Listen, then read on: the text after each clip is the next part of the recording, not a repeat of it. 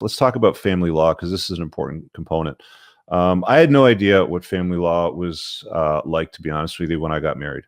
It was a big, big surprise. And I learned about a lot of stuff myself personally, firsthand experience. I learned a lot of stuff browsing a lot of divorce forums. If you want to, let me put it to you this way. If you want to scare the shit out of your 18-year-old son as he's kind of graduating high school, take him to a family court afternoon and just sit in there and watch what happens to guys. Watch how family law treats guys. Or alternatively, you can let him, sit through and browse through, things like divorce forms so you can understand the concept. That was just the tip of the iceberg for me. Then I ended up talking to several hundred guys through coaching sessions that have been dealing with similar types of situations. You start to see that there's a pattern that evolves out of all of these behaviors. This book, by the way, guys, this is a collection of stories and experiences and conversations most men should have had with their fathers but never did. So I've basically taken everything that I thought that was the most important lessons that I've learned over the last number of years that I've been running the channel, especially talking about the stuff that I have been specifically for the last few years, and I've distilled it all in the book. So this specific chapter on why smart men don't marry anymore, it's relevant from all of those experiences. This is the most up-to-date information that I can provide with you guys today. So anyway, I was dead wrong about family law and divorce. One of the things that really stood out, he said to me, if you have the penis and go to court, you're going to lose, and badly. Okay, these were the words of my family lawyer.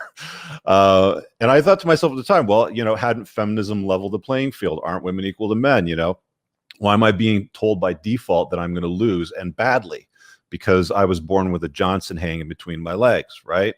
They say that the original intent of these progressive changes, this is what I heard anyway from family lawyers, was to deal with the deadbeat dads that didn't look after their kids, right? Well, it dealt with that, and then it kept going and became a supremacist movement that took away all the power from men, and it hasn't stopped, and it's given all of that authority to the state and to women now, right?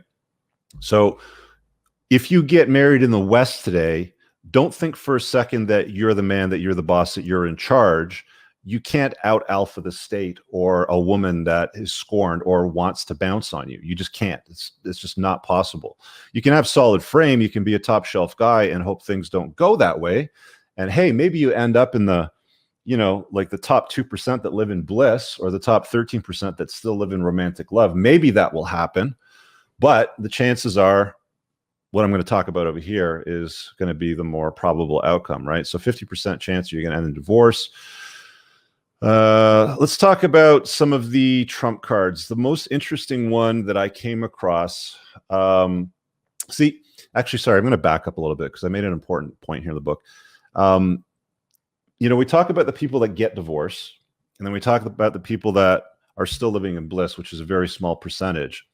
There's no real official way to know the number of people that still stay married that are like off the chart unhappy with where they're at, but they either don't have the courage, the financial resources, the balls, whatever you want to call it, to leave that marriage.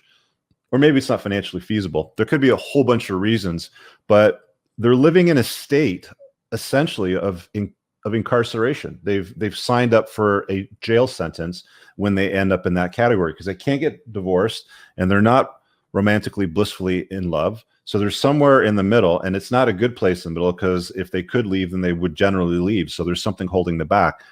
They're not, they've been married for 7 years and they blimped out and got fat, and there's no chance of one leaving the other because they're not going to do any better on the other side of the fence, and they know it. They may not have the financial resources. Maybe they rely on each other schedule-wise for children. I don't know. There could be any number of things, but they're certainly not off to new pastures, and they're certainly not living in bliss, right?